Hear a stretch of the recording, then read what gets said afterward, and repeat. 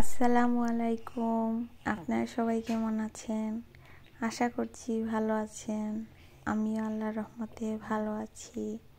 আজকে আমি আপনাদের সাথে শেয়ার করব ভেড়া মাছের রেসিপি। এই মাছটাকে অনেকে মিনি মাছও বলে, আর আমাদের এলাকায় এটাকে ভেড়া মাছ বলে। আমি একটি কড়াই দিয়ে দিব চুলাতে, তাতে পরিমাণ মতো তেল দিলাম। তেলটা গরম হয়ে আসলে আমি এখানে বাটা রসুন অল্প পরিমাণে আর বাটা পেঁয়াজ দিয়ে দিলাম। এরপর এখানে আমি লবণ দিয়ে দিয়েছি। লবণ দিয়ে আমি কিছুক্ষণ এটা ভেজে নেব, এই জন্য আমি এটাকে নাড়াচাড়া করছি। নাড়াচাড়া করব কিছুক্ষণ। এরপর আমি এখানে গুঁড়া মশলা অ্যাড করব। যখন দেখব ভাজা ভাজা হয়ে গেছে, তখন আমি এখানে গুঁড়া মশলা অ্যাড করলাম। আমি এখানে হলুদ গুঁড়া আর মরিচ গুঁড়া দিয়ে দিলাম। মরিচটা একটু বেশি করে দিয়েছি। এই মাছগুলোতে মরিচ বেশি হলে খেতে ভালো লাগে, তাই মশলাটা ভালোভাবে কষিয়ে নেব। মশলাটায় যেন কোনো কাঁচা স্মেল না থাকে, এই জন্য এখানে একটু অল্প পরিমাণের পানি দিলাম। পানি দিয়ে একটু নাড়াচাড়া করব, আর পানিটা যেন ভালোভাবে শুকিয়ে যায়। এখানে আমি একটা টমেটো কেটে দিয়ে দিলাম।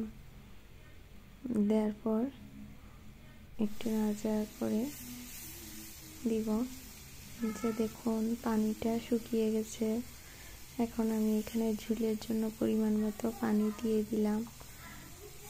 পানি দিয়ে একটু নাড়াচাড়া করব।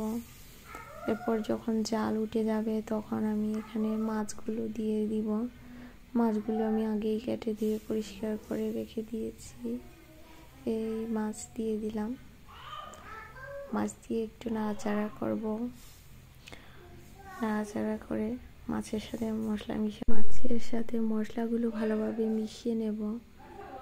মিশানো হয়ে গেলে একটা ঢাকনা দিয়ে ঢেকে রান্না করব কিছুক্ষণ। এই ঢাকনাটা দিয়ে দিলাম। এখন আমি ওয়েট করব। মাঝখানে একবার ঢাকনা উঠায় দেখেছি আমার রান্না হয়ে গেছে কি না।